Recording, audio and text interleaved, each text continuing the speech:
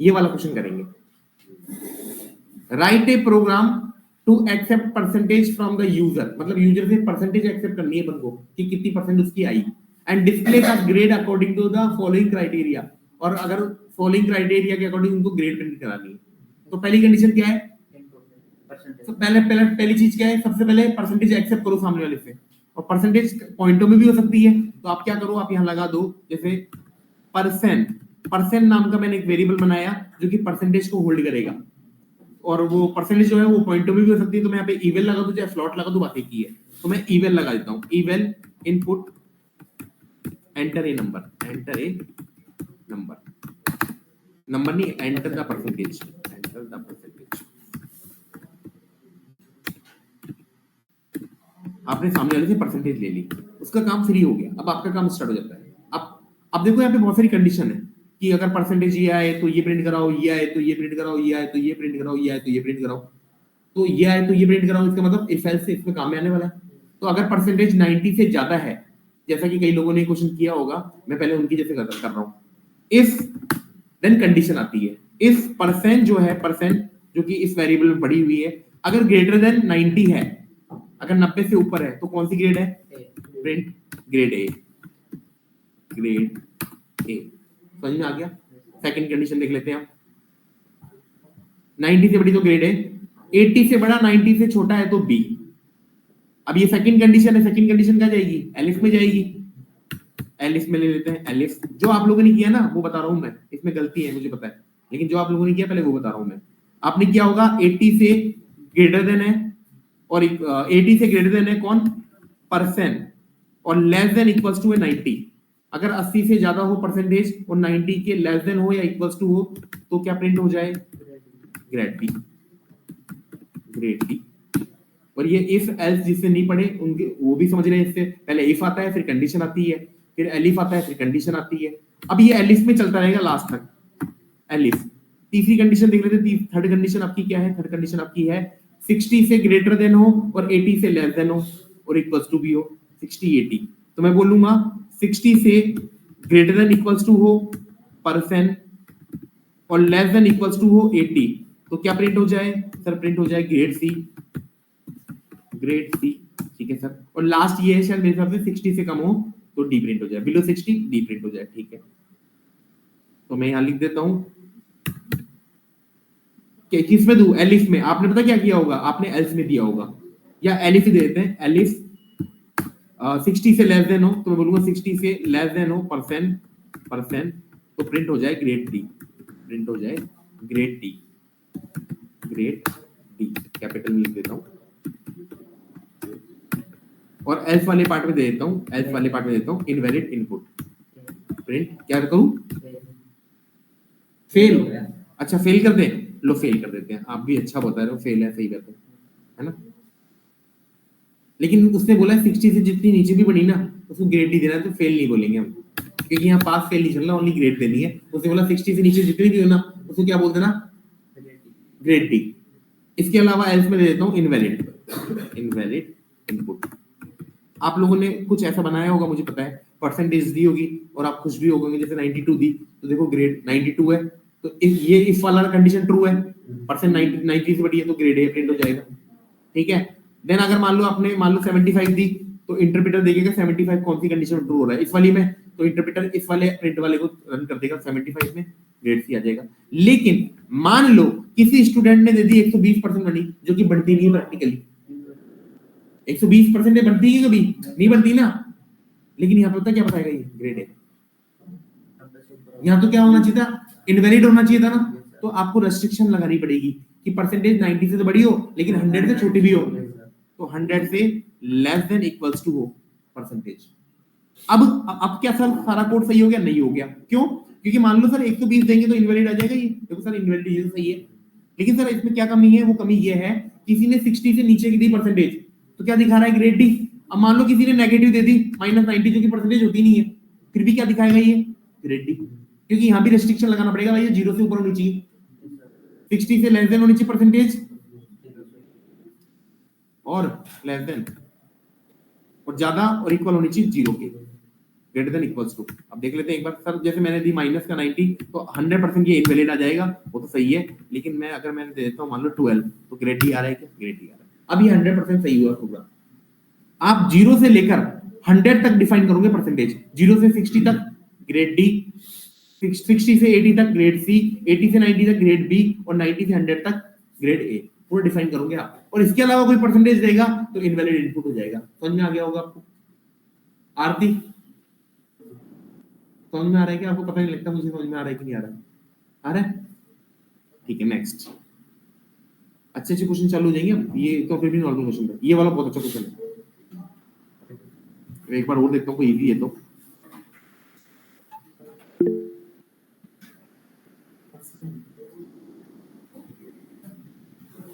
ये वाला कराते हैं।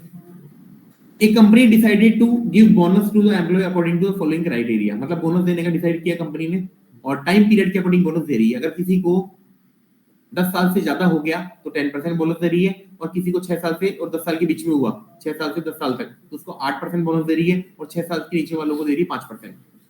ठीक है, क्वेश्चन समझ में आ गया? मतलब कंपनी बोनस दे रही है, अच्छी बात है। और नीचे लिखा हुआ है ask user for their salary, हमको उनकी सैलरी पूछनी है कितनी है, ऑन ईयर ऑफ सर्विस पूछना है, मतलब कंपनी में कितना टाइम हो गया, और print the net bonus amount, और उसको नेट बोनस अमाउंट प्रिंट कराना है कि कितना बोनस मिला है। ठीक है, तो दो चीजें सामने वाले से लेनी है पर वो क्या क्या, एक तो सैलरी लेनी है और दूसरी क्या लेना है, ईयर। ठीक है, ले लेते हैं सबसे पहले यहाँ पे। तो जो सबसे जो पहला काम ही होता है, जो सबसे मतलब जो सामने वाले से लेना है इनपुट, वो ले लो। तो पहले तो सैलरी, मान लो सैलरी नाम का मैं एक वेरिएबल बना देता हूँ, सैलरी। अब सैलरी जो होगी पॉइंट ऑफ व्यू हो सकती है, तो आप यहाँ पे फ्लोट ऑफ भी लगा सकते हो, इवेल ऑफ भी लगा सकते हो। मैं इवेल ऑफ लगा रहा हूँ क्योंकि इवेल में मुझे कुछ लगाने की जरूरत नहीं होती। इवेल ऑफ इनपुट सामने वाले से लेना है तो इनपुट फंक्शन में लगा रहा हूँ, और मैसेज क्या प्रिंट होना चाहिए, एंटर द सैलरी या एंटर योर सैलरी। ठीक है सर, सैलरी एंटर करा दी। दूसरी चीज क्या थी, नंबर ऑफ ईयर्स। तो ईयर्स नाम से मैंने वेरिएबल बनाया। अब जो ईयर्स होंगे वो तो इंटीजर में ही होंगे, तो मैं इंट में लगा रहा हूँ, इंट ऑफ इनपुट, ताकि कोई पॉइंटो में ना दे, और पॉइंटो में दे तो एरर आ जाए उसी समय। Int of input enter number of years, enter the number of years. ठीक है, ये मैंने ईयर्स ले लिए, तो उससे सैलरी ले ली, ईयर ले लिया। अब डिपेंड देखो, बोनस किस पे डिपेंड कर रहा है, ईयर्स पे, तो कंडीशन किस में लगेगी, ईयर्स में लगेगी। तो पहली कंडीशन क्या थी, जब 10 साल से ज्यादा हो तो उसको 10% बोनस मिल रहा था, तो मैं लिखूंगा इफ व्हाट, इसके बाद कंडीशन आती है इफ जो ईयर्स है, इफ ईयर्स जो है वो ग्रेटर देन किसके है, 10 के है। अगर किसी ने 10 साल से ज्यादा दिया तो उसको 10% बोनस मिलेगा। तो बोनस नाम से मैंने एक वेरिएबल बनाया, 10% मिलेगा किसका, सैलरी का 10%। 10% का मतलब क्या होता है, 10/100, 10/100, और 10/100 का मतलब क्या होता है, 0.1 ही होता है। अब 10/100 करो, कितना आएगा, 0.10 आएगा कि नहीं आएगा? मैथ गायब है तुम लोगों की सारी। अरे मेरे को एक चीज बताओ, 10% का मतलब क्या होता है? 10% का साइन लगा के अकाउंट में 100 आता है कि नहीं आता? एक जीरो से एक जीरो कट गई। 1/10 का मतलब क्या, 0.1 होता है कि नहीं होता? तो मैं ऐसे नहीं बोल सकता क्या, 0.1 मल्टीप्लाई बाय सैलरी। ये तो मैं बोल रहा हूँ कि सैलरी का 0.1 निकाल दो, वही 10% होगा, और प्रिंट ऑफ करा दो क्या, bonus. Very good, print of करा दो बोनस, नेट बोनस आपका ये है। ठीक है, ये तो तब की बात है जब 10 साल से ज्यादा किसी को हुए हैं। दूसरी कंडीशन थी 6 साल से लेकर 10 साल वालों को 8% मिल रहा है, तो मैं लिखूंगा एलिफ 6 से ग्रेटर देन हो, 6 से ग्रेटर देन इक्वल्स टू हो ईयर्स, और लेस देन इक्वल्स टू हो 10 के। 6 साल के 10 साल के बीच में हो किसी को एक्सपीरियंस, तो जो बोनस होगा, बोनस वो 8% मिलेगा। 8% का मतलब 8/100 0.08 ये 8% हुआ, मल्टीप्लाई बाय सैलरी, ये बोनस निकल जाएगा और मैं प्रिंट ऑफ बोनस करा दूंगा। नेक्स्ट एक और कंडीशन थी कि अगर 6% 6 सालों से कम हो तो उसको 5% मिलेगा बोनस, है ना? 5% ही था ना, देख लेता हूँ। हाँ 5% ही था 6 साल से नीचे वालों को। तो मैं एक और कंडीशन लगाऊंगा यहाँ पे, एलिफ जो ईयर्स है वो लेस देन है 6 के, है ना? अब इसमें ने कंडीशन देखो, इसको है ना पूरा करना पड़ेगा आपको, रेस्ट्रिक्शन लगानी पड़ेगी इसमें, वो रेस्ट्रिक्शन क्या, कोई नेगेटिव में डाल देगा तो भी इसमें काउंट करेगा वो, तो आप डालो 0 से लेकर 6 तक, तो 0 से ग्रेटर देन हो इक्वल्स टू वो ईयर और लेस देन हो 6 ईयर। ये परफेक्ट कंडीशन बनी है पूरी प्रोग्राम के हिसाब से। आप, मैंने अभी परसेंटेज में आपको बताया था ना, आपको 0% से 100% तक डिफाइन करना है, वैसे ही आपको किसी को एक्सपीरियंस 0 ईयर से लेकर 10 ईयर तक डिफाइन करना है। अब 10 से ज्यादा वाला तो ये खुद देख लेगा, 6 से 10 वाला ये देख लेगा एलिफ वाला, और 0 से 6 ये देख लेगा। और ऐसा होता है तो पहले आपको बोनस निकालना पड़ेगा। बोनस कैसे निकलेगा, 5%, 5% का मतलब 5/100, इसका मतलब 0.05 मल्टीप्लाई बाय सैलरी, और प्रिंट करा दूंगे आप बोनस को, प्रिंट करा दूंगे बोनस को। अब और एल्स में किसी ने इसके अलावा कोई टाइम पीरियड दिया, नेगेटिव में दे दिया, पॉजिटिव दे दिया, जो भी दे दिया, तो प्रिंट करा दूंगा invalid time period, invalid time period. Perfect program. अब किसी ने मान लो 10 साल से ज्यादा, मान लो 15 साल दे दिए, सैलरी पूछा है, अच्छा सैलरी पूछा है, मान लो आपकी सैलरी 1 लाख रुपए है, ये 1 लाख रुपए सैलरी मैंने दे दी। अब किसी को 15 साल हो गए, जो कि फर्स्ट कंडीशन में आती है, तो इसको 10% बोनस मिलेगा। 10% कितना होता है 1 लाख का, 10,000 रुपए, ये आ गया देखो 10,000 रुपए। ठीक है, अब मान लो आपने दोबारा रन किया और आपने बोल दिया कि सैलरी मेरी 1 लाख रुपए है, 1 लाख रुपए मेरी सैलरी है, और मान लो आपको 7 साल हुए, तो ये कौन सी कंडीशन में पड़ेगा, सेकंड कंडीशन में पड़ेगा। मैं हमेशा बोलता हूँ प्रोग्राम रन करने से पहले आपको आउटपुट पता होना चाहिए, ताकि आपकी कमांड रहे। तो 8% मिलेगा, इसका 8% क्या हो जाएगा, 8,000 रुपए, ये आ गया 8,000 रुपए। अब किसी को मान लो 2 साल ही हुए, तो 1 लाख में, ये 1 लाख रुपए सैलरी है, 2 ईयर हुए, तो इसको 5%, अच्छा मैंने डायरेक्ट रन कर दिया, और ये एरर भी आ गई। कौन सी एरर आ गई है, अच्छा स्पेलिंग मिस्टेक हो गई, ये यार ठीक, कोई बात नहीं। अब मैं दे दिया वही 1 लाख रुपए, 10,000 आ गए, कोई बात नहीं। 2 साल हुए तो 10,000 का, 10,000 वाला 10,000 तो सैलरी है, 2 साल हुए हैं तो इसको 5% मिलेगा, और 10,000 का 5% कितना हुआ, 500 रुपए, तो इसका आउटपुट 500 आना चाहिए, 500 आ गया। और किसी ने मान लो सैलरी दे दी 10,000 रुपए, और ईयर दे दी -90, जो कि होते ही नहीं है, तो क्या आ जाएगा, ये इनवैलिड टाइम पीरियड। तो ये परफेक्ट प्रोग्राम बना है पूरा।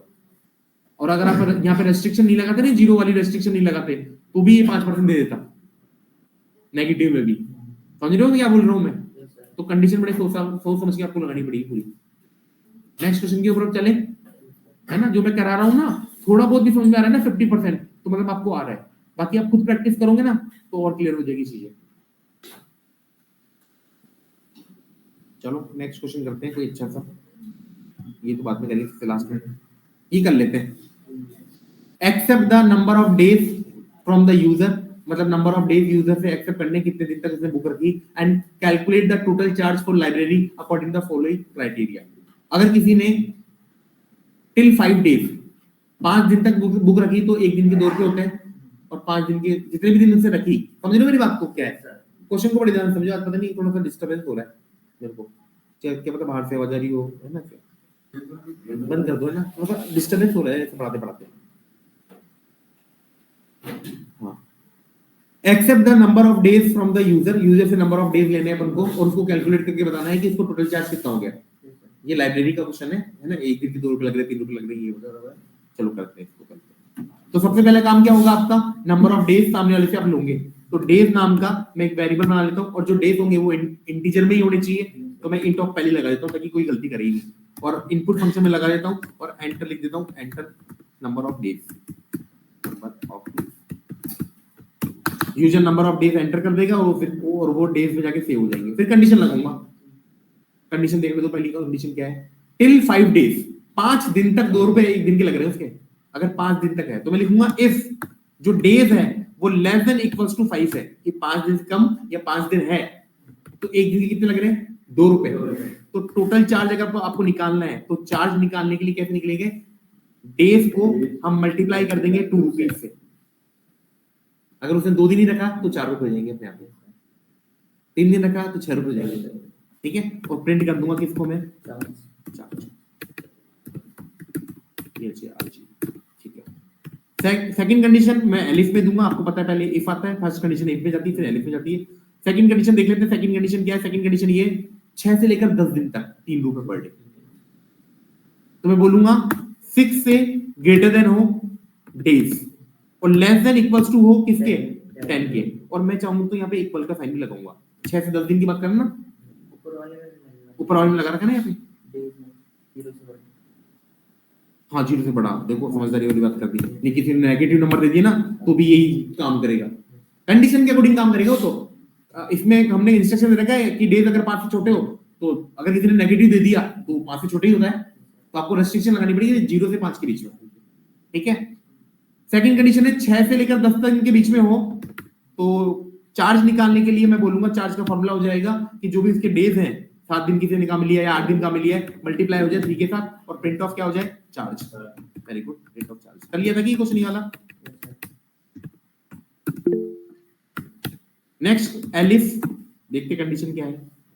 कंडीशन है कि 11 से 15 दिन के लिए 4 रुपए है, 11 से 15 दिन के लिए 4 रुपए, 11 से 15 दिन के लिए 4 रुपए, तो 11 से 11 से ग्रेटर देन इक्वल्स टू हो डेज और लेस देन इक्वल्स टू हो किसके, 15 या 16, 15, ठीक है 15, तो 4 रुपए पर डे, तो पहले चार्ज निकाल दूंगा, चार्ज इक्वल्स टू क्या हो जाएगा 4 रुपीस मल्टीप्लाई बाय डेज और प्रिंट ऑफ चार्ज। सेम है, बहुत इजी क्वेश्चन है। और क्या हो जाएगा, एल्फ नहीं आएगा, अभी एलिफ ही आएगा, एलिफ। नेक्स्ट कंडीशन आपकी 16 या 16 से ज्यादा दिन है तो 5 रुपए पर डे। आफ्टर 15, आफ्टर 15 का मतलब यही है कि 16 या 16 से ज्यादा के लिए, ठीक है। तो यहाँ पे आप कंडीशन लिखने के 2 तरीके हैं आपके पास। अगर आप लिखना चाहते हैं कि 15 से ज्यादा हो तो आप लिख सकते हो डेज ग्रेटर देन 15, तो ऑब्वियसली बात है 16 से चालू करेगा वो, या तो आप ऐसे लिखो या फिर आप ऐसे लिखो days greater than equals to 16, तो इसमें 16 भी इंक्लूडेड है, उसके बाद वाले भी इंक्लूडेड है, आप कैसे भी कर सकते हो। अगर किसी को 16 दिन से ज्यादा या 15 दिन से ज्यादा हुए हैं तो चार्ज कैसे निकलेगा, चार्ज इज इक्वल्स टू, मैं 5 को मल्टीप्लाई कर दूंगा डेज से, इससे चार्ज निकल जाएगा और प्रिंट ऑफ कर दूंगा चार्ज, और लास्ट में क्या कर दूंगा, एल्स लगाऊंगा, क्योंकि 0 से 5 दिन के लिए हो गए, 6 से 10 दिन का हो गया, 11 से 15 दिन हो गया और 15 दिन से ज्यादा वाला हो गया, तो यहाँ पे लगा दूंगा एल्स इनवैलिड डेज, तो प्रिंट कर दो। एल्स का मतलब ये होता है कि इन कंडीशन के अलावा कुछ दे दे अगर यूजर डेज में, तो ये वाला एल्स वाला पार्ट रन हो जाए, तो मैं लिख दूंगा इनवैलिड टाइम पीरियड। जैसे किसी ने मान लो 9 दिन काम में ली बुक, 9 दिन है ना, तो कितने रुपए लगेंगे उसके, 9 दिन इस यहाँ आएगा 27, 9 3 27 है ना, एक दिन के 3 रुपए के हिसाब से 27 रुपीज। किसी ने मान लो नेगेटिव डाल दी -90, तो क्या आ जाएगा, इनवैलिड। यही है, इंटरप्रेटर बस कंडीशन चेक करता है कि कौन सी कंडीशन है, उसको उसके अकॉर्डिंग उसके अंदर जो होता है ना, कंडीशन के अंदर जो डिफाइन कर रखा होता है वो रन कर देता है। करें आगे बात, ठीक है। अच्छे अच्छे क्वेश्चन है सारे, कल ही करेंगे ये वाला question. Write a program to accept the cost price of a bike, हमको यूजर से कॉस्ट प्राइस, कोई बाइक खरीदी है तो उसकी कॉस्ट प्राइस सामने वाले से लेनी है, and display the road tax to be paid according to the following criteria, तो उसको ये बताना है कि उसको कितना रोड टैक्स देना पड़ेगा, है ना, और रोड टैक्स इसके अकॉर्डिंग है। अगर 1 लाख से ऊपर की बाइक है तो 15%, 50,000 से 1 लाख तक की बाइक है तो उसमें 10% देना पड़ेगा, और 50,000 नीचे की बाइक है तो 5% टैक्स देना पड़ेगा। तो ये करने की कोशिश करते हैं। सबसे इंपॉर्टेंट पहली चीज क्या हो जाएगी, सामने वाले से जो बाइक की कॉस्ट प्राइस है वो एक्सेप्ट करना, कॉस्ट प्राइस। तो मान लो मैं सीपी करके कॉस्ट प्राइस का एक वेरिएबल बना लेता हूं और सामने वाले से कॉस्ट प्राइस लेनी है, तो कॉस्ट प्राइस जो होती है वो पॉइंट ऑफ व्यू भी हो सकती है, तो आप इवल ऑफ भी लगा सकते हो और फ्लॉट ऑफ भी लगा सकते हो। तो मैं इवल ऑफ लगा देता हूं, और सामने वाले से इनपुट लेना है इसलिए मैंने इनपुट फंक्शन लगा दिया। मैसेज क्या आना चाहिए, मैसेज आना चाहिए enter the cost price, enter the cost price, price of bike, bike की कॉस्ट प्राइस एंटर करो, ठीक है। इफ अब यहीं से कंडीशन चालू गई, कैसे पता है यहीं से कंडीशन चालू गई, क्योंकि आप ध्यान से देखो जो कंडीशन लग रही है वो कॉस्ट प्राइस के अकॉर्डिंग लग रही है कि कॉस्ट प्राइस चेंज, अगर कॉस्ट प्राइस के अकॉर्डिंग टैक्स की रेट चेंज हो रही है तो कंडीशन जो लगेगी कॉस्ट प्राइस में लगेगी। मैं ऐसे बोल दूं अगर तुम कल आओगे तो मैं तुमको ये पढ़ाऊंगा, तो कंडीशन मुझे आपके अकॉर्डिंग देनी पड़ेगी। इफ तुम आओगे तो मैं कल पढ़ाऊंगा, नहीं आओगे तो नहीं पढ़ाऊंगा, और एल्स में इनवैलिड, इसके अलावा कोई दे दे आएगा जाए, कल बोले सिर्फ मेरे को ये पूछना है तुमसे कि कल आओगे यस और नो, तो यस के लिए तो पढ़ाऊंगा ये प्रिंट हो जाएगा, नो के लिए नहीं पढ़ाऊंगा ये प्रिंट हो जाएगा, इसके अलावा यूजर ने कुछ दे दिया तो इनवैलिड इनपुट। इस तरह ही है बस ये। तो कॉस्ट प्राइस पहली कंडीशन है कि 1 लाख से ज्यादा है तो 15%, मैं लिख देता हूं यहां पे जाकर, इफ जो सीपी है वो ग्रेटर देन है 1 लाख तो 10% 15% टैक्स लगेगा? टैक्स निकाल लेता हूं मैं पहले तो। टैक्स निकालने के लिए 15% लगेगा टैक्स। 15% का मतलब होता है 0.15, ये 15%। किसका? सीपी का। सीपी मान लो 1 लाख से ऊपर 2 लाख दे दी उसने, तो 15% निकल के आ जाएगा। और अब प्रिंट करा दो टैक्स को, कितना टैक्स आपको देना पड़ेगा। समझ में आ गया क्या? ठीक है। इसके अलावा नेक्स्ट कंडीशन क्या है कि 50,000 से लेकर अगर 1 लाख तक हो तो 10% है शायद, है ना? 10%, ये ऐसा ही है। 50,000 से 1 लाख हो तो 10%। तो यहाँ पे कंडीशन लगा देता हूँ, फिर मैं लिख देता हूँ एलिफ दूसरी कंडीशन कि अगर 50,000 से ग्रेटर देन हो, 50,000 से ग्रेटर देन हो CP, greater than equals to हो सीपी, और लेस देन इक्वल्स टू हो 1 लाख। 1 लाख, ठीक है। 50,000 से ज्यादा या 50,000 के इक्वल, वही 1 लाख से छोटा या 1 लाख के इक्वल, तो उसको 10% टैक्स देना पड़ेगा। तो टैक्स जो देना पड़ेगा वो निकाल लेते हैं। टैक्स 10% का मतलब होता है 0.01 या 0.1। 10% का मतलब ये होता है मल्टीप्लाई बाय किसके हो जाएगा? सीपी के। और प्रिंट ऑफ क्या कर दूंगा? टैक्स। बहुत नॉर्मल क्वेश्चन चल रहे हैं आपके, तो ये है, क्लियर हो जाएंगे। एलिफ, एलिफ में क्या आ जाएगा? 50,000 से नीचे है तो लिखूंगा 50,000 से लेस देन है सीपी, तो 5% टैक्स लगेगा। तो टैक्स में निकाल लेता हूं। 5% का मतलब होता है 0.05। ये 5% हो गया किसका? सीपी का। और प्रिंट ऑफ कर दूंगा, print of what? Tax. That's it. Else, अब यूजर तो फ्री है इनपुट देने के लिए, 1 लाख से ऊपर दे देगा, ठीक है। और यहाँ पे आपको रेस्ट्रिक्शन भी लगानी पड़ेगी। सीपी किसी ने नेगेटिव नहीं देते कोई, है ना? लोअर लिमिट लगानी पड़ेगी, क्योंकि अपर लिमिट तो है ही नहीं। 1 लाख से ऊपर तो कुछ भी दे सकता है वो, उसमें तो कोई लिमिट ही नहीं है। बस यहाँ पे लोअर लिमिट लगानी पड़ेगी कि यार वो 0 से कम नहीं देते, ठीक है। तो यहाँ पे लिमिट लगानी पड़ेगी कि सीपी ग्रेटर देन है, ग्रेटर देन इक्वल्स टू 0। और प्रिंट करा दूंगा मैं, एल्स में प्रिंट करा दूंगा इनवैलिड सीपी, इनवैलिड सीपी। अब मान लो किसी ने 1 लाख से ऊपर 2 लाख दे दी, ये लो, तो अपन को पता है 2 लाख के ऊपर 15% लगेगा, 1 लाख के ऊपर 15%, तो 15% कितना किसका होगा? 30,000। देखो 30,000 आ गया। ऐसे चेक भी कर लिया करो हर कंडीशन को। अब मान लो आपने 60,000 दे दिया, तो 60,000 सेकंड कंडीशन में आ जाएगा, तो 10% लगेगा। कितना होगा 10% इसका? 6,000। देखो 6,000 आ गया। अब किसी ने 50,000 से नीचे दे दिया, मान लो अब मैंने दे दिया 25,000। हाँ, 25,000 पे कितना? 5%। 25,000 का 5% कितना होगा? है हाँ 1250 1250 रुपए आ गए। और किसी ने नेगेटिव दे दिया, मान लो नेगेटिव -90,000, जो कि होता ही नहीं है, इनवैलिड सीपी। समझ में आ गया क्या आपको? तो पहला प्रोग्राम मैंने आपको कराया था यूनिट डिजिट निकालने का, फिर मैंने आपको कराया यूनिट डिजिट 3 से डिविजिबल है कि नहीं है वो चेक करने का, फिर मैंने आपको ग्रेड वाला बता दिया था, फिर मैंने आपको ये बता दिया बोनस वाला बता दिया, फिर मैंने लाइब्रेरी वाला बता दिया, देन मैंने टैक्स वाला बता दिया। अब थोड़े से हार्ड लेवल वाले क्वेश्चन कर लेते हैं। ये हो गया, ये हो गया, ये हो गया, ये वाला बहुत अच्छा क्वेश्चन है। क्वेश्चन समझ के मुझे बताओ ये क्या है क्वेश्चन।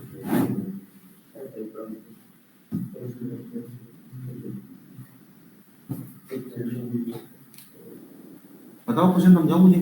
सर यूनिट के हिसाब से इलेक्ट्रिसिटी बिल निकालना 350 यूनिट का 2,000 रुपये मिला। हाँ, उसमें से पहली 100 यूनिट, पहली 100 यूनिट 100 यूनिट है वो फ्री है। फ्री है। उसके बाद जो अगली मतलब 101 यूनिट से 101 यूनिट से 200 यूनिट तक 5 रुपए पर यूनिट लगेगा। फिर 201 से ऊपर के लिए 10 रुपये। बहुत अच्छा क्वेश्चन है ये, थोड़ा सा लेवल अप क्वेश्चन है अभी तक जो चल रहा था। जैसे इसने एग्जांपल भी दे रखा है, जैसे 350 रुपए 350 यूनिट के 2,000 रुपए आएंगे। अब वो कैसे आएंगे 350 यूनिट के? कि पहले 100 यूनिट तो फ्री है, बच गए 250 यूनिट। उसमें भी जो 100 यूनिट है 101 से 200 वाली, उसमें 5 रुपए के हिसाब से 500 रुपए उसके फिक्स हो गए। 200 यूनिट का हिसाब तो हो गया, बच गए कितनी यूनिट? 150 यूनिट। 150 यूनिट 10 रुपए के हिसाब से 1500, 1500 और 500 2,000 रुपए, ऐसे 2,000 रुपए बढ़ के आए। समझ में आ रहा है? तो सबसे इंपॉर्टेंट, सबसे पहला काम क्या है? सामने वाले से यूनिट लेना, ठीक है, ले लेते हैं। तो मैं यूनिट नाम का एक वेरिएबल बनाता हूं और सामने वाले से यूनिट लूंगा जो कि इंटीजर टाइप की होगी, तो इंट लगा देता हूं, इनपुट फंक्शन में लगा देता हूं और enter the units, enter the units, ठीक है। पहली कंडीशन इफ, देखता हूं पहली कंडीशन क्या है। पहली कंडीशन है कि फर्स्ट 100 यूनिट जो है वो विदाउट चार्ज है, कोई चार्ज नहीं लगेगा। तो फर्स्ट 100 यूनिट, इफ जो यूनिट्स है वो लेस देन इक्वल्स टू 100 है, मतलब 100 यूनिट के बराबर हो या 100 यूनिट से कम हो, तो चार्ज जो है, चार्ज जो भी उसका चार्ज है वो 0 है, मतलब कोई चार्ज नहीं आएगा। मैं प्रिंट ऑफ करा देता हूँ चार्ज। समझ में आ गया होगा? ठीक है, अगर 100 यूनिट से नीचे है तो आपका कोई चार्ज नहीं लग रहा। सेकंड कंडीशन, एलिफ 100 से ज्यादा और 200 से कम हो, तो मैं लिख देता हूँ 100 से ग्रेटर देन हो यूनिट्स और लेस देन हो और इक्वल्स टू 200 के, मतलब 100 और 200 के बीच में हो और 200 के इक्वल भी हो, तो चार्ज नाम का वेरिएबल बना देता हूँ इक्वल्स टू। ये सबसे इंपॉर्टेंट चीज है, यहाँ क्या लिखूंगा मैं। अब किसी ने मान लो 150 यूनिट दे दी, समझना मेरी बात को, वाइस समझो। एक किसी ने 150 यूनिट दे दी, तो उसकी 100 यूनिट तो क्या होनी चाहिए, फ्री होनी चाहिए। तो यूनिट तो फ्री है ना पहली, और जो 50 यूनिट है उसको 5 रुपए के हिसाब से 2.5 रुपए बन जानी चाहिए, है ना। तो पहली 100 यूनिट फ्री है, तो मैं क्या करूंगा, अगर यूनिट 100 और 200 के बीच में है तो यूनिट्स में से मैं माइनस कर दूंगा 100, क्योंकि वो तो 100 तो फ्री है, और जो बच गई उसको मल्टीप्लाई कर दूंगा 5 से। ये समझ में आ गया होगा? आ गया क्या? 100 यूनिट तो फ्री है, तो 100 यूनिट का काम क्या है, उसको मैंने माइनस कर दिया, और फिर यूनिट में 100 को माइनस करा तो वो 50 आ गया, और 50 को 5 से मल्टीप्लाई करूंगा 250 आ जाएगा। तीसरी कंडीशन, एलिफ, अब देखो यहाँ पे रेस्ट्रिक्शन डालना पड़ेगा, लोअर लिमिट 0 वाली, 100 यूनिट से कम हो लेकिन 0 से ज्यादा हो, तो 0 से ग्रेटर देन इक्वल्स टू, ये जरूर डाल देना। नेगेटिव, ये ना नेगेटिव के लिए भी रिजल्ट दे देगा, नहीं तो फालतू में। ठीक है, एलिफ पे आ जाओ। फिर देखते तीसरी कंडीशन क्या है। तीसरी कंडीशन ये है, 200 यूनिट से ज्यादा है 10 रुपए पर यूनिट। ठीक है, आप समझना, ये तो और भी अच्छा है। यूनिट जो है अगर ग्रेटर देन है 200 से, ठीक है। अब समझना, किसी ने 250 यूनिट अगर यूजुअली समझना, तो पहली 100 यूनिट तो फ्री है, तो चार्ज जो है पहले 100 यूनिट का वो तो क्या है, फ्री है। ठीक है सर, समझ रहे हो कि नहीं समझ रहे? दोबारा बोल रहा हूँ, फिर समझना। किसी ने 250 यूनिट काम में ली, तो पहली 100 यूनिट तो फ्री है, उसके 0 रुपए। अगली 100 यूनिट पे क्या 500 रुपए फिक्स हो गई क्या? 5 रुपए पर डे के हिसाब से 500 रुपए फिक्स हो गए इसके, तो 500 को प्लस कर दो, प्लस अब कितनी यूनिट बच गई, 200 यूनिट का हिसाब हो चुका अपना, तो मैं लिखूंगा यूनिट्स में से अगर मैं 200 माइनस कर दूं और मल्टीप्लाई बाय 10 कर दूं, दोबारा बता रहा हूं, 250 यूनिट में से 100 यूनिट फ्री है, कोई चार्ज नहीं है। अगली 100 यूनिट में फिक्स हो गए 500 रुपए, तो 500 तो मैंने प्लस कर दिया, 200 यूनिट का हिसाब हो गया। बची कितनी, वो निकालने के लिए यूनिट्स में से 200 को माइनस कर दूंगा, वो 50 आएगा, उसको 10 से मल्टीप्लाई कर दूंगा, तो आ जाएगा। समझ में आ गया मेरी बात? अब मैं प्रिंट ऑफ कर दूंगा चार्ज। आपने जो 500 को पहले प्लस कर लिया, हाँ 500 फिक्स हो गए ना, किसी को तो फिक्स रहेंगे वो तो। और ये इसमें आगे की वो जो पहले की 100 यूनिट वो काट दिया आपने। हाँ पहले की 100 यूनिट कट गई, उसके 0 चार्ज है, ऊपर भी वो कट गई थी क्योंकि वो 100 माइनस हो गया, है ना। और मैं एल्स, मान लो एल्स में मैं दे देता हूँ, एल्स का मतलब यहाँ पे ये है कि किसी ने यूनिट मान लो नेगेटिव में दे दी, या फिर कुछ और दे दिया, या फिर कॉम्प्लेक्स नंबर दे दिया, क्योंकि यहाँ पे तो हमने इंट लगाया, कॉम्प्लेक्स नंबर तो दे नहीं सकता। ये तो उसके लिए केवल कि अगर कोई नेगेटिव में दे दे तो मैं प्रिंट कर देता हूँ इनवैलिड यूनिट्स, इनपुट लगा देते हैं। अब देख लेते हैं एक बार, जैसे मान लो किसी ने 75 यूनिट ली, तो उसका तो कोई चार्ज ही नहीं है, 0। यहाँ पे देखो स्पेलिंग मिस्टेक हो गई, आई थिंक कोई ये मेरा रहा है, यूनिट्स यहाँ पे आ रहा है, यूनिट लगाया मैंने और यहाँ पे यूनिट्स कर दिया जाके चेक, यहाँ पे यूनिट्स यूनिट्स यूनिट्स यूनिट्स सबसे, ठीक है। दोबारा रन कर देता हूँ, 75 है तो 0 रुपए। अगर मान लो किसी ने 125 यूनिट काम में ली, तो 100 यूनिट तो इसकी फ्री है, बची कितनी, 25 पंजे 125 रुपए इसके आ जाएंगे। इसमें भी एरर आएगा, एरर क्यों नहीं आया? अच्छा यहाँ पे प्रिंट ऑफ ही नहीं करा मैंने, प्रिंट ऑफ चार्ज, समझ में आ रहा है? इसे कैलकुलेट तो कर दिया लेकिन प्रिंट नहीं हुआ। एक वापस कर लेते हैं, 125 अगर यूनिट काम में ली तो 125 रुपए ही आएंगे इसके, 25 यूनिट के 5 रुपए के हिसाब से 125 रुपए होते हैं। अब किसी ने 200 यूनिट से ऊपर मान लो 230 यूनिट ली, तो 100 यूनिट तो इसकी फ्री हो गई, और अगली 100 यूनिट के लिए 500 रुपए फिक्स हो गए, और 30 यूनिट एक्स्ट्रा है 10 रुपए के हिसाब से 300 और 500। और मान लो किसी ने नेगेटिव में दे दी -90 यूनिट, सर यूनिट तो जो इलेक्ट्रिसिटी बिल में पॉइंट्स में भी आ सकती है, तो ईवेल लगा दो, तो उसके अकॉर्डिंग कर देगा। ये तो ईवेल लगा दो, पॉइंट भी कर देगा कैलकुलेशन, कोई दिक्कत की बात नहीं है।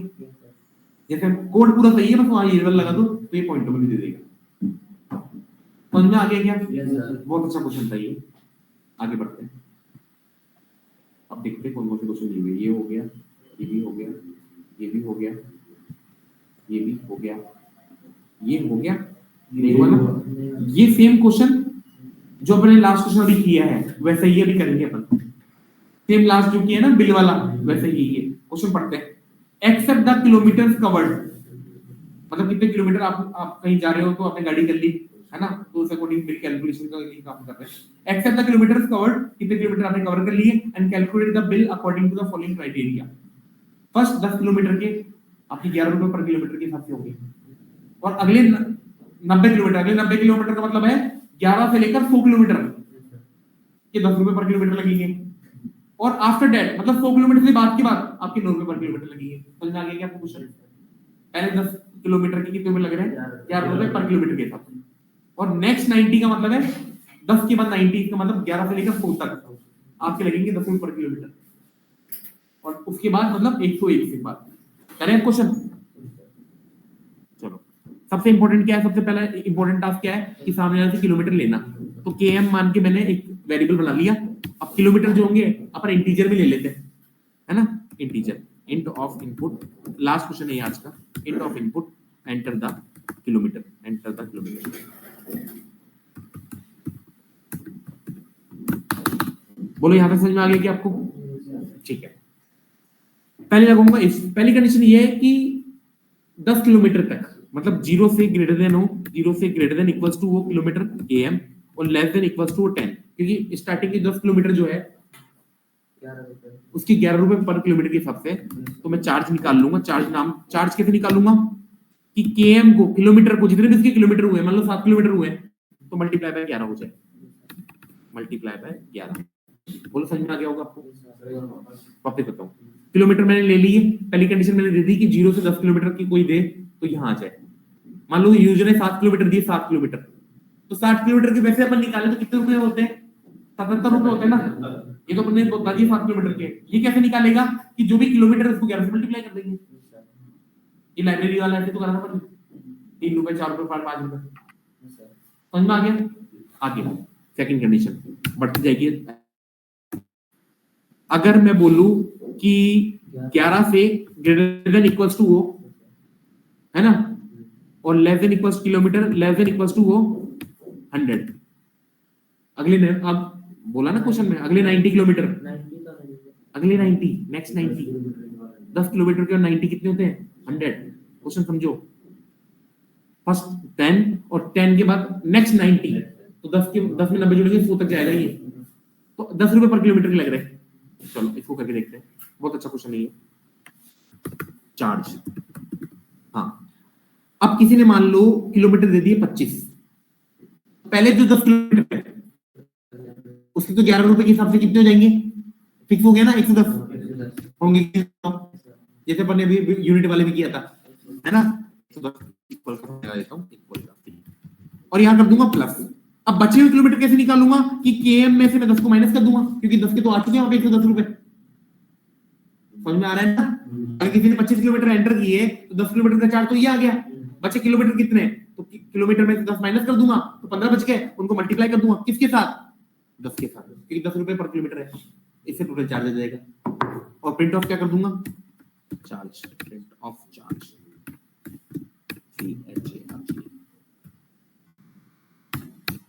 इसके अलावा एलिफ, अगर 100 किलोमीटर से ज्यादा हो, अगर 100 किलोमीटर से ज्यादा हो तो मैं लिखूंगा 100 से ग्रेटर देन हो, 100 से ग्रेटर देन हो किलोमीटर। अगर 100 किलोमीटर से ज्यादा हो तो पहले एग्जांपल सोचो ऐसा, मान लो किसी कोई गया 120 किलोमीटर दूर गया, तो 120 किलोमीटर जाने के लिए 1 से 10 किलोमीटर का तो उसका फिक्स चार्ज 110 रुपए, 10 किलोमीटर का तो ये है, प्लस अगले जो 90 किलोमीटर है उसका भी फिक्स हो चुका है। अगले 90 किलोमीटर 11 से लेकर 100 तक 90 किलोमीटर है, 90 किलोमीटर का 1 किलोमीटर का कितना रुपए है? 10 रुपए, तो 1 किलोमीटर का 10 रुपए है, तो 90 किलोमीटर का 900 रुपए है, ये फिक्स हो गया।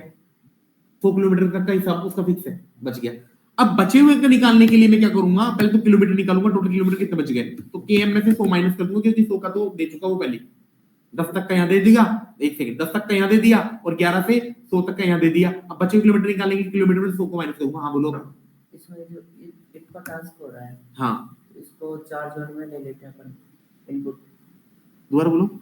इफ का ये टास्क ऊपर हाँ। पेज नंबर पे, इसका टास्क, हाँ ये इसका टास्क मतलब ये चार्ज operator, हाँ ये ठीक है, इसको 4 जोन में ले लेते हैं। चार्ज वन में ले लेता हूँ, चलो वेरिएबल का नाम चार्ज वन मान लिया, फिर आप ये 110 फिर यहाँ पे चार्ज वन लगा दूं, हाँ 4 जोन नहीं होगा ना, क्योंकि इनमें से एक ही कंडीशन तो चलेगी।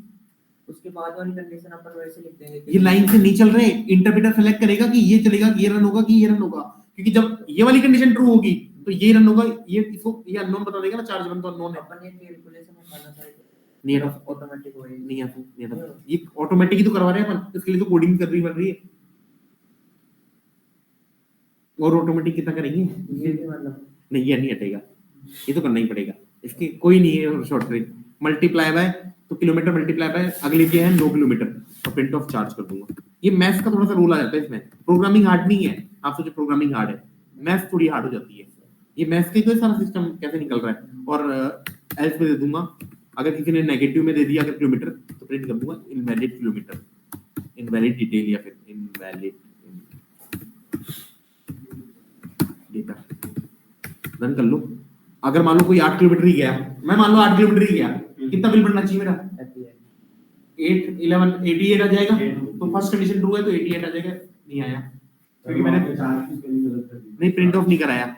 अच्छा चार्ज की स्पेलिंग भी गलत कर दी है और प्रिंट ऑफ भी नहीं कराया, PHARG, और यहाँ पे प्रिंट ऑफ भी नहीं कराया।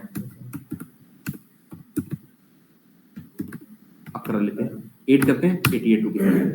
अगर मान लो मैं 30 किलोमीटर गया 30, तो सेकंड कंडीशन ट्रू होगी, है ना, तो पहले 10 के तो 110 रुपए हो गए, फिर 20 हो, 20 इंटू 10 200, 200 प्लस 110 310, है ना। और मान लो मैं 100 से ऊपर गया 140 किलोमीटर, तो पहले 10 के तो फिक्स हो गए 110, फिर अगली की 90 के भी फिक्स हो गए 900, तो टोटल कितने हो गए 1010, और फिर कितने रह गए 100 के बाद 40, जो कि लग रहे 9 के हिसाब से, तो 36 9 360, तो कितना था 1010 और 360 1370, और किसी ने नेगेटिव में दे दिए कि -90 किलोमीटर गया, जो कि होता ही नहीं है, वो इनवैलिड, उसका वेलकम करने के लिए, मतलब आप ऐसा कोड बनाएंगे कि कोई भी इनपुट आए उसका वेलकम करने के लिए यहाँ पे स्टेटमेंट होगा। समझ में आ गया क्या आपको, पक्का ना। हाँ तो अगर किसी को कम समझ में आया ना, ऐसे नहीं पूरा, ऐसे तो है नहीं कि किसी को बिल्कुल ही समझ नहीं आया, तो कोई नहीं हो सकता, थोड़ा बहुत ही समझ आया, मैं मानता हूँ अगर 30-40% भी समझ में आ गया ना, बाकी आप क्वेश्चन की प्रैक्टिस करोगे 2-2 3-3 बार, क्यों क्या कैसे करते करके बोल के करके, तो अपन आराम से मतलब क्लियर हो जाएगी आपको चीजें। और ये बहुत इंपॉर्टेंट है इफ एल्स। अब बाकी का जो बैकअप है वो मंडे को क्वांटिटी खत्म करा दूंगा, लास्ट क्वेश्चन बच रहा है वो भी करेंगे, नहीं अभी नहीं कराएंगे, अब एक दिन करो। कौन सा वाला मेल फीमेल, वो बड़ा क्वेश्चन है, वो होगा भी 10 मिनट तक। उसको बोलते हैं नेस्टेड इफ एल्स, कंडीशन के अंदर भी कंडीशन। अगर तुम कल आओगे तो मैं पढ़ा दूंगा, ये कंडीशन है, लेकिन अगर तुम 11 बजे से पहले आओगे तो मैं ये पढ़ाऊंगा, और 11 बजे के बाद आऊंगे तो ये पढ़ाऊंगा, ये कंडीशन के अंदर कंडीशन हो गया। इसके अंदर इफ लगेगा, ऐसे ऐसे चलेगा, इफ फिर इफ, जैसे है ना, समझना, एक समझे ही रहो ऐसे नॉर्मल। मैं बोल रहा हूँ कल आऊंगे तो ये पढ़ा दूंगा, तो इफ एल्स हो गए, तो मैं बोलूंगा कल आऊंगे तो 10 बजे से पहले आऊंगे तो मैं ये पढ़ाऊंगा, 10 बजे के बाद आऊंगे तो ये पढ़ाऊंगा, तो मैं लगूंगा इफ आऊंगे। अगर तुम बोल दी यस आऊंगा, फिर उसमें एक और इफ लगेगा कि टाइम लेस देन 10 है तो ये पढ़ाऊंगा, time else time greater than ये है तो ये लगाऊंगा। और फिर वो मेन वाला इफ है ना, तुम आओगे कि नहीं आओगे, तो मैं एल्स वाले से कवर करूंगा, तुम आओगे तो ये रन हो जाएगा, नहीं आओगे तो मैं नहीं पढ़ाऊंगा। नहीं आया कुछ समझ में ना, नॉर्मल है, बहुत नॉर्मल है ना। आप कोशिश करते रहो, किसी भी बैकग्राउंड से आपको, पहले दिन से मैं बोल रहा हूँ डरने की बिल्कुल जरूरत नहीं है, सारा खेल प्रैक्टिस का है। अब डरो तो तुम डरो, फिर जिंदगी भर डरते रहना। ये जो तुम्हारा लाइफ का फेज चल रहा है, इसमें प्रैक्टिस कर लोगे तो अच्छा रहेगा, नहीं तो प्रैक्टिस पता नहीं किसी और चीज की करनी पड़ेगी, कोई काम सीख लेते हैं, है ना, तो उससे बढ़िया है अभी प्रैक्टिस कर लो। अब से बढ़ के थोड़ी ये प्रोग्रामिंग कोई मैथ नहीं आती, दुनिया की कोई बात नहीं, अब धीरे धीरे कवर कर लो, छोड़ के नहीं भागना है बस किसी भी फील्ड को, है ना। या तो मेरे हमारे एक एचओडी होते थे, वो बोलते थे या तो करना है या नहीं करना, बस यही है। अगर तुमने सोचे ना करना है तो ऐसे नहीं आना चाहिए यार ये तो टफ है, आगे जाकर क्या होगा, ये मत सोचो। अगर छोड़ना है अभी छोड़ो, फिर लोड क्यों ले रहे हो फालतू? या तो हाँ या ना, दो ही चीज होती है, देखूंगा बताऊंगा, ये कुछ नहीं होगा। समझ में आ गया? ये फाइल मैं आपको भेज देता हूँ, कम समझ में आए दो बार प्रैक्टिस करो, तीन बार प्रैक्टिस करो, और कम समझ में आए मुझसे पूछो सर मेरे को नहीं आ रहा समझ में, मैं कैसे करूँ, मैं कोई रास्ता बताऊंगा उसको, सैटरडे को मेरे पास बुला के करवाऊंगा एक ही क्वेश्चन। तो रास्ते बहुत है, प्रॉब्लम बताओगे तो सोल्यूशन होगा।